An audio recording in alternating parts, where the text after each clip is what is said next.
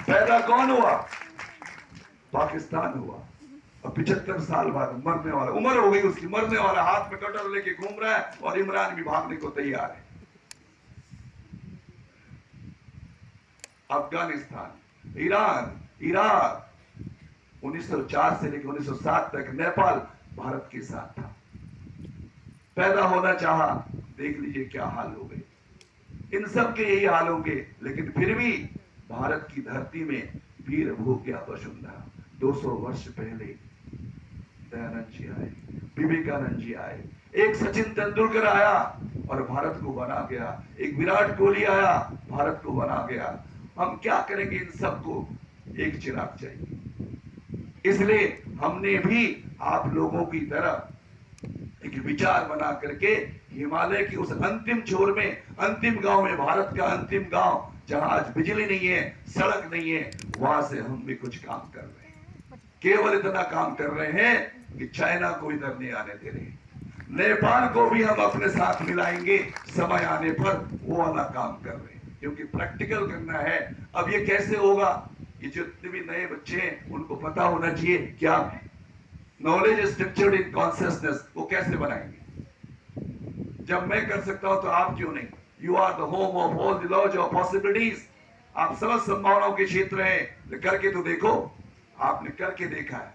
मैं बहुत प्रभावित हुआ हमारे मैथमेटिशियन इंजीनियर साहब से। वही मैं आपसे कहना चाहता हूं, क्या दूध में दही होता है? क्या दूध में मक्खन होता है? क्या दूध में घी होता है? क्या पानी में बिजली होती है? नहीं। पानी में बिजली होती है? सूर्य में आग है या नहीं? अगर पानी से अगर हमें बिजली पैदा करनी होती है तो इंजीनियर साहब बताएंगे। एक तो हमारे एनएचपीसी के इंजीनियर साहब चले गए। मैं उस क्षेत्र का हूं जहां पर धारचूला धौलीगंगा परियोजना में 280 मेगावाट की बिजली पैदा हुई। इंजीनियर जैन साहब ने 30 साल लगाए, तब जाके एक बल्ब चला। इतनी लंबी प्रोसीजर करनी पड़ती है, तपना पड़ता है। सूर्य में आग होता है, सब जानते हैं, जलते क्यों नहीं है? बस केवल एक प्रोसीजर कर दीजिएगा, एक लेंस में सारे किरणों को पैदा कर दीजिएगा। वो देश हमारा भारत का है जहां हाइड्रोजन और हाइड्रोजन को मिलाकर के हीलियम बन जाता है। आत्मा को परमात्मा से जोड़ने वाला देश भी केवल भारत है। ये नए युवाओं को जानना पड़ेगा।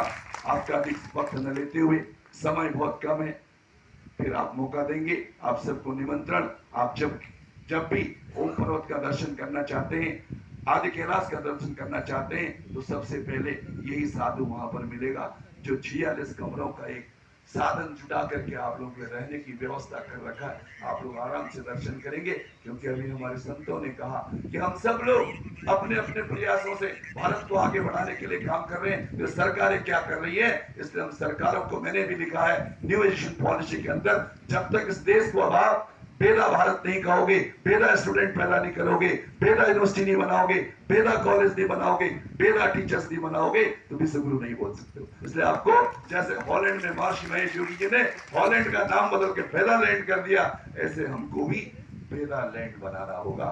ओम नमो नारायण।